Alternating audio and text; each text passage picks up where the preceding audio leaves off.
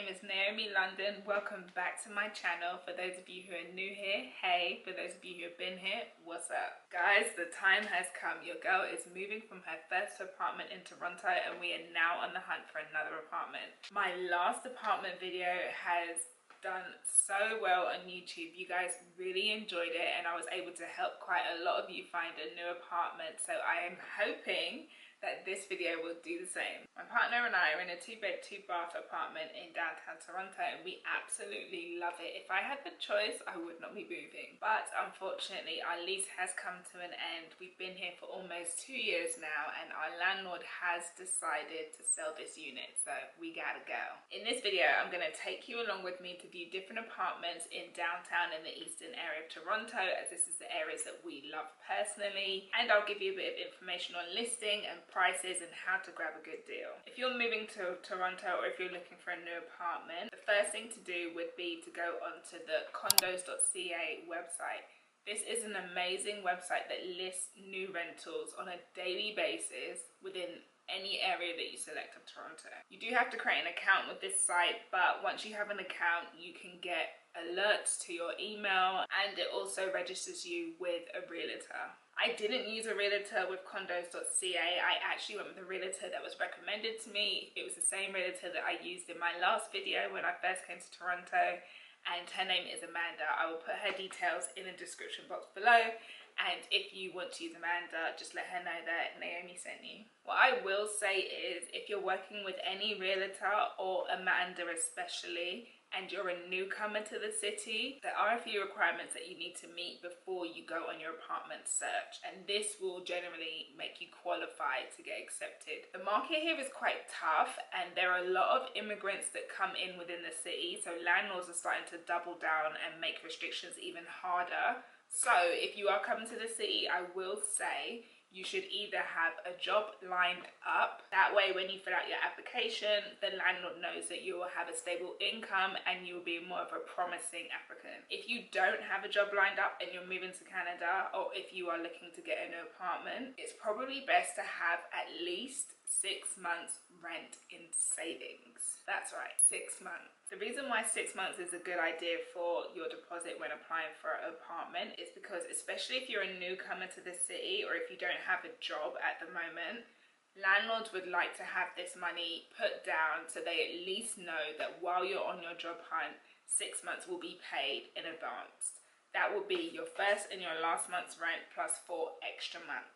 They don't believe in things like guarantors, so you won't be able to put an application that, you know, your mum or your family member would be a guarantor if you can't pay your rent. There is no such thing here. You have to have the deposit in months of rent put down when you sign that lease. So get your savings up. Another thing to note is that when you're looking for apartments in Toronto, the housing trends change per season. The best season to search for an apartment is usually around January to June. This is when listings are really low and you will find that a lot of landlords actually reduce their prices of listings. So you will find apartments that are usually $2,800 reduced down to $2,400. There are massive savings that you can make on apartments during this season. The reason for this is that it's generally a slower season. Students are already settled and a lot of people's leases are ending. So landlords generally want to get rid of their apartments once they've relisted it. They hugely discount it so that it will go super quick. Once you hit June, the summer months, this is when prices generally start to skyrocket. So you will see listings that are generally worth $2,300, sometimes skyrocket up to about $2,700.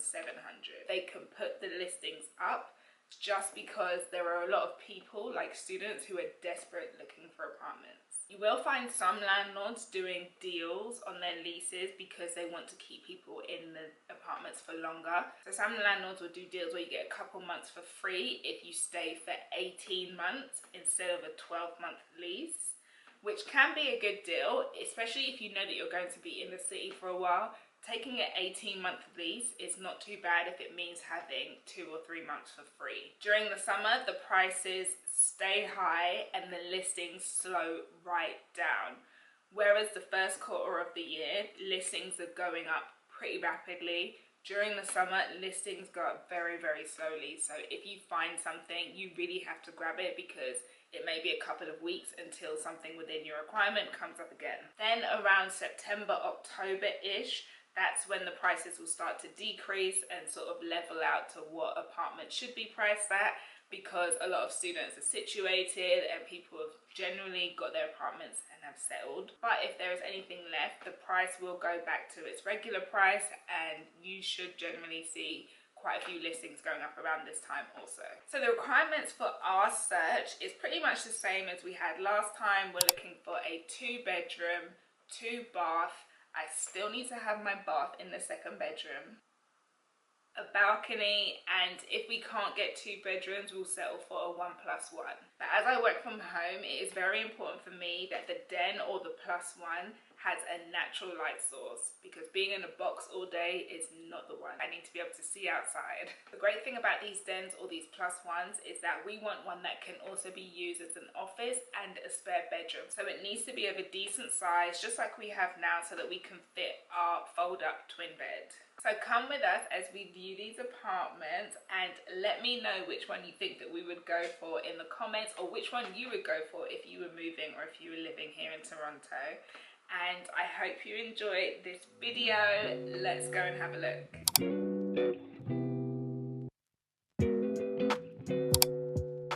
Apartment number 1 had a really nice entryway and a mirrored closet, which is always a plus. The more mirrors, the better. Then it also had this really large laundry room, which is quite rare. You don't see laundry rooms this big, so we were very grateful for that. The bathroom was a decent size, pretty standard finishings, but really cute. One thing we noticed about these newer builds is that they really struggle for storage. So looking at the den, although it was a great size, it did only have a single wardrobe, which is not ideal for us as we have a lot of stuff. As you look into the bedroom was a great size, big enough for a queen or a king bed, but looking over to the wardrobe, it was another single. So definitely want to keep that into consideration. The bathroom, this bathroom actually had nicer finishings. We love the combination of the white tiles with the black finishings, and if this was carried throughout the whole house, we would have probably gone for this. The living room was slightly tighter than we had hoped, and the balcony was definitely smaller than we're used to. So it was definitely something to consider, but it was a great start to our search.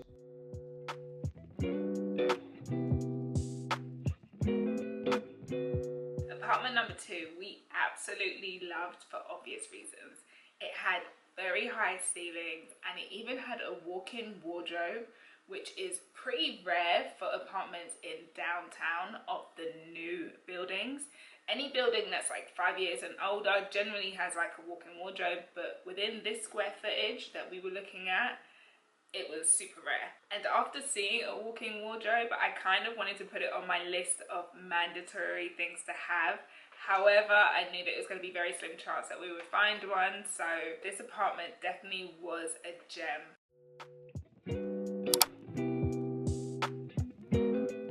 The first things we noticed about this apartment was the high ceilings and the ample storage space in the kitchen. There was so many cupboards. This is something that we haven't got in our current apartment, so I was definitely very interested in that.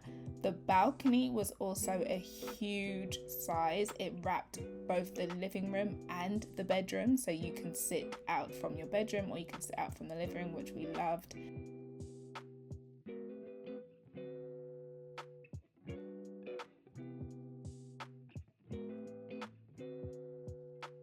The bedroom was a really nice size. It was actually big enough for a bed and for a dresser.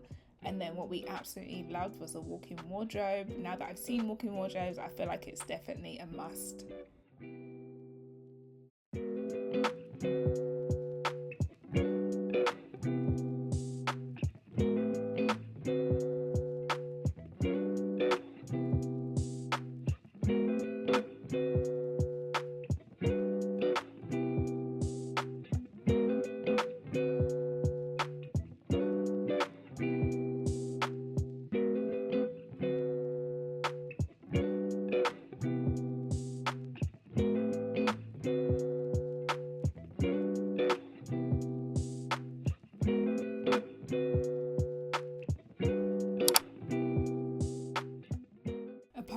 number 3 was in the same building, so it had similar features but not quite the same.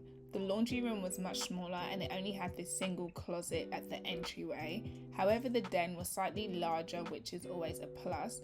One thing I did notice is that the den had this closet storage system, which is definitely a plus if you have these type of closets. The bathroom had the same finishings, really cute, really clean.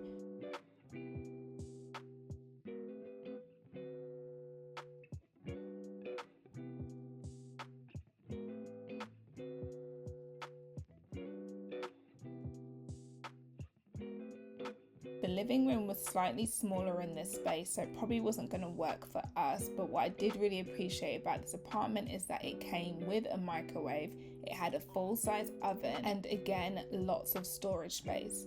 The bedroom was slightly smaller, however it had lots of light as the balcony wrapped around it. Again, another issue is that this bedroom actually had a smaller single wardrobe, which was definitely going to be a problem for us.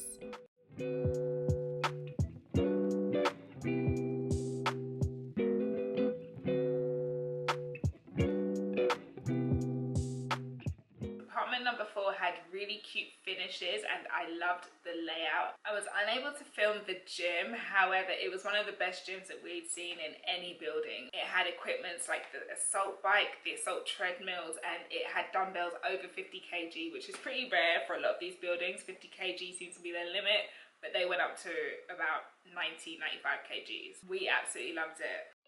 Apartment number 4 was classified as a 2+1 because of this small entryway section, which I guess is a plus. It also had a really nice finishings in the bathroom. The den was beautiful with a double wardrobe, looked out to a lot of natural light, which we loved.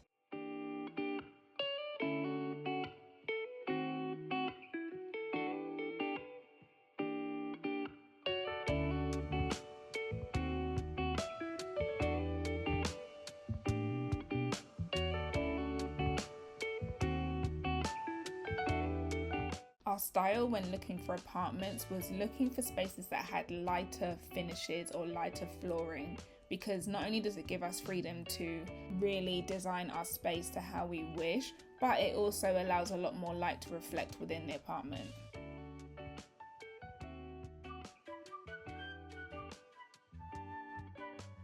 This apartment was probably my most favourite kitchen. I loved the backsplash with the black finishes and the black handles. It had a full-size dishwasher, however it did have a small oven. I was not too impressed by the small oven.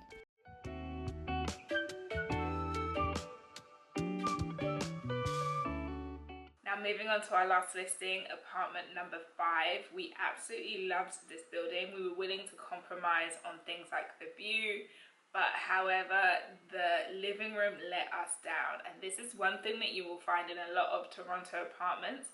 Sometimes the layout of the apartments are really funky and they don't make room for you to put actual human-sized furniture in there. Like, this is a 2-bed, 2-bath and you want me to have a love seat for a sofa? Absolutely not. So this one did let us down. We definitely didn't get apartment number 5, but otherwise it was beautiful. If the living room was a good size, we would have got it. This apartment we really loved the layout of because it felt more like a home by giving it corridors. It was classified as a 2+1. The +1 area we were really impressed with because we felt like this could be used as either a study space or we could use it as a wardrobe, a walk-in wardrobe.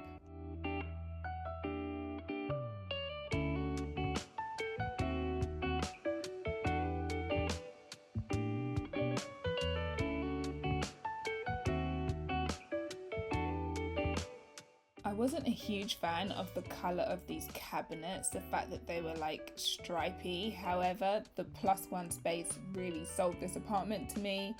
But then we turned around and saw the living room area and it was unlivable. There was no way that we can get a sofa to fit in this very tiny space.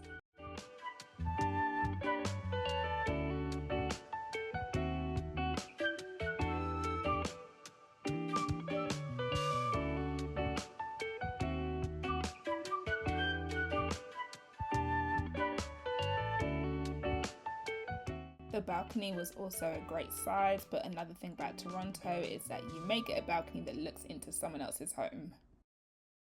And that concludes our apartment search. We were looking for a few months. There were definitely more listings that we looked at. A lot of the listings were pretty similar in terms of layout and style and finishings, but I wanted to give you guys a real idea of what you can get in this part of Toronto with this kind of price range. I hope you enjoyed this video. Please like, share and comment just like you did the first time, and let me know which apartment is your favorite, which one would you have picked, and which one do you think we have picked. You're going to have to wait until my next video, which will be a moving series, to see which apartment we picked, and I hope to see you on that next video. But for now, take care. See you guys.